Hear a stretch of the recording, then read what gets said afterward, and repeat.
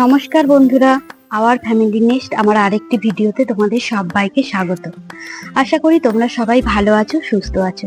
তো বন্ধুরা, আজকে আমি তোমাদের সাথে একটি অতি পরিচিত একটা খাবার, সয়াবিনের রেসিপি, যেটা প্রায় বাড়িতেই হয়ে থাকে, একটা নিরামিষ সয়াবিনের যে তরকারি আমরা বলি, সেটা আজ আমি করে দেখাবো। তো সেটা তোমরা হয়তো বাড়িতে সবাই করো, যে যার মতো নিজস্ব রেসিপি তোমাদের সবারই আছে। তো আমি কিভাবে করি সেটা আজকে তোমাদের আমি দেখাবো। তো সয়াবিন তো তোমরা জানো কতটা প্রোটিন আছে সয়াবিনের মধ্যে, তো সেটা তো বলার নয়। আর একটা কথা, এখন তো ধরো শ্রাবণ মাস চলছে, অনেকেই আছো যারা আমার মতো হয়তো নিরামিষ খাচ্ছ, তো ভেবে পাচ্ছ না যে প্রতিদিন নিত্য নতুন কি এমন নিরামিষ রান্না করা যায়। তো সেই রকমই একটা খুব সুস্বাদু হেলদি বলতে পারো সয়াবিনের একটা নিরামিষ রেসিপি আজ আমি তোমাদের সাথে শেয়ার করব। তো চলো দেখা যাক রেসিপিটা কেমন।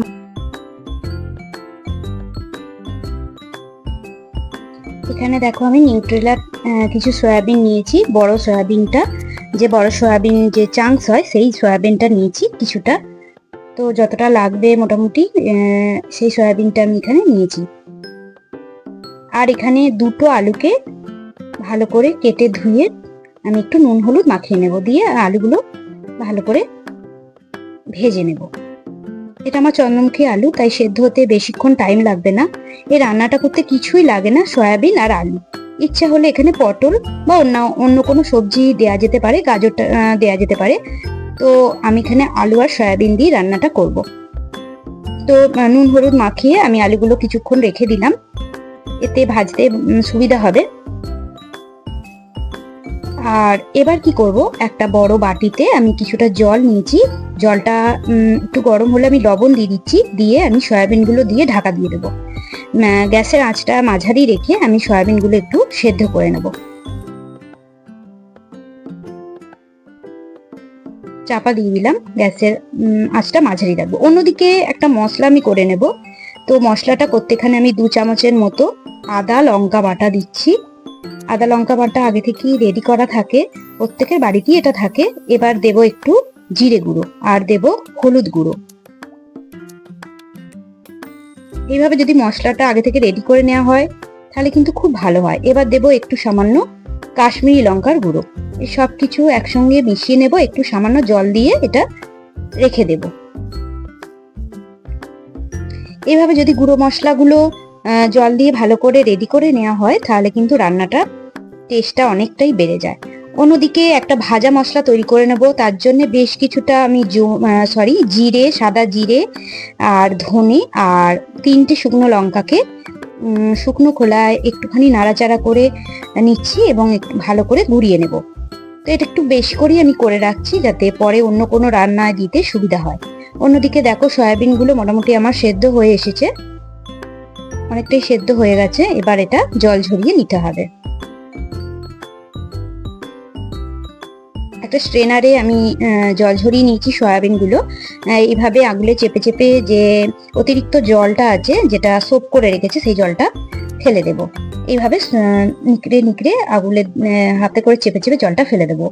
এবার একটা কড়াইয়ে সর্ষের তেলে রান্নাটা করব আমি, তো বেশ কিছুটা সর্ষের তেল গরম করে নিচ্ছি, দিয়ে সয়াবিনগুলো ভালো করে একটু ভেজে নেব। হালকা একটু ভেজে নিতে হবে, খুব বেশি ভাজলে কিন্তু সয়াবিনগুলো শক্ত হয়ে যাবে।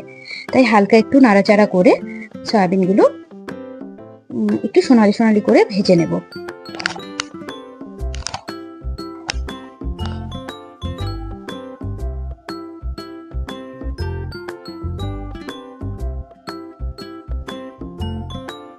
মোটামুটি ভাজা হয়ে গেছে, আর বেশি ভাজবো না, না হলে কিন্তু শক্ত হয়ে যেতে পারে।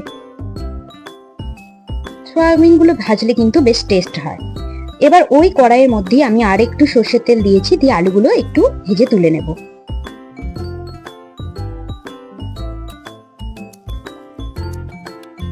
আলুগুলো হালকা সোনালি করে ভেজে আমি তুলে নিচ্ছি।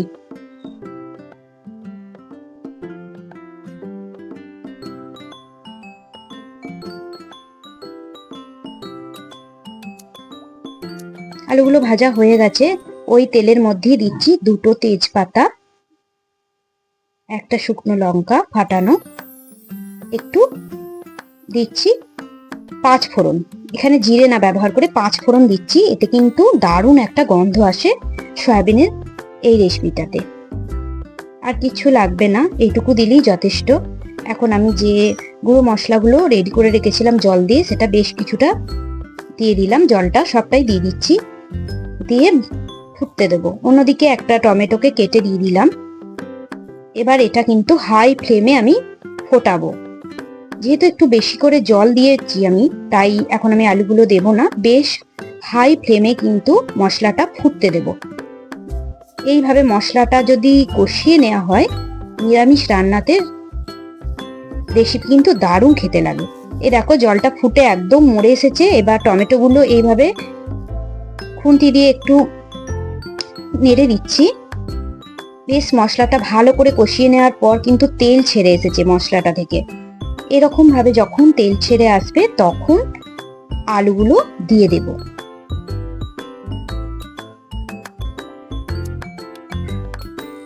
এবার যে ভাজা আলু আর সয়াবিনটা ছিল একসাথে দিয়ে দিলাম, একটু নাড়াচাড়া করে নিচ্ছি। খুন্তি দিয়ে একটু নাড়াচাড়া করে নেবো, মশলাটার সাথে মিশিয়ে নিতে হবে ভালো করে। দিয়ে একটা ঢাকা দিয়ে দেব। 1 মিনিটের জন্য ঢাকাটা দেব। একদম গ্যাসটা লো ফ্লেমে রেখে একটু কষাতে দেব ঢাকা দিয়ে। তো বন্ধুরা, তোমাদের যদি আমার এই রেসিপিটি ভালো লেগে থাকে, অবশ্যই করে আমার এই চ্যানেলটিকে সাবস্ক্রাইব করে রেখো এবং লাইক করো এবং বন্ধুদের সাথে অনেক অনেক শেয়ার করো এবং কমেন্ট করে জানিও তোমাদের কেমন লাগলো।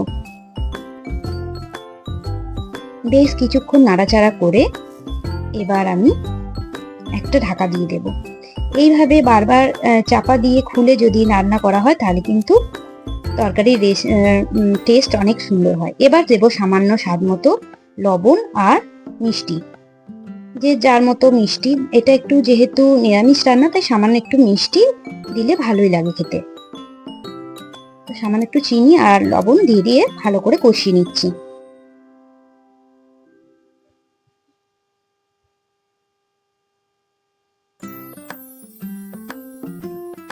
এইভাবে 2-1 বার ঢাকা দিয়ে আমি কষিয়ে নিয়েছি এবং ঢাকা খুলে আরো একবার নেড়েচেড়ে নিয়েছি, যাতে তলাটা যাতে ধরে না যায়। তার জন্য মাঝে মাঝে ঢাকা খুলে একটু নেড়েচেড়ে নিতে হবে। এইভাবে যদি কষিয়ে নেওয়া হয় তাহলে কিন্তু টেস্ট অনেক ভালো হবে। মোটামুটি আলুগুলো কিন্তু আমার সেদ্ধ হয়ে এসেছে, কারণ এটা চন্দ্রমুখী আলু ছিল এবং ভাজতে ভাজতে অনেকটা সেদ্ধই হয়ে গিয়েছিল বলতে গেলে। এবার আমি একটু গরম জল ওপর থেকে ঢেলে দিলাম। গরম জল দিয়ে ভালো করে ফুটিয়ে নিতে হবে। তরকারিটা গরম জল দিয়ে ভালো করে ফুটিয়ে নেব। 2 থেকে 3 মিনিট লাগবে এটা সেদ্ধ হতে, বেশিক্ষণ লাগবে না। মোটামুটি রেডি হয়েই আছে, ভালো করে কষিয়েও নিয়েছি। তো রান্নাটা দেখো মোটামুটি হয়ে এসেছে। ঝোলটা থাকতে থাকতেই কিন্তু ওপর থেকেই ভাজা যে গুঁড়ো মশলাটা আমি করে রেখেছিলাম সেটা ছড়িয়ে দেব। একটু ঝোলঝোল রান্নাটাই আমি করছি, একটু মাখো মাখো টাইপের খেতে ভালো লাগে। তো দেখো এইভাবে রান্নাটা কিন্তু হয়ে এসেছে। যখন ওপর থেকে এইভাবে মশলাটা কিন্তু গুঁড়ো মশলা যেটা করে রেখেছিলাম ভাজা মশলা যখন ছড়িয়ে দেওয়া হবে, টেস্ট কিন্তু অনেক অনেক বেড়ে যাবে। তো বন্ধুরা, তোমাদের কেমন লাগলো অবশ্য করে জানিও এবং আমার সঙ্গে ধৈর্য ধরে এতক্ষণ ধরে এই ভিডিওটি দেখার জন্য তোমাদের অনেক অনেক ধন্যবাদ। দেখা হবে অন্য কোনো ভিডিওয়, অন্য কোনো রেসিপিতে। ততক্ষণ পর্যন্ত তোমরা সবাই ভালো থেকো, সুস্থ থেকো। দেখা হচ্ছে অন্য কোনো ভিডিও। ধন্যবাদ।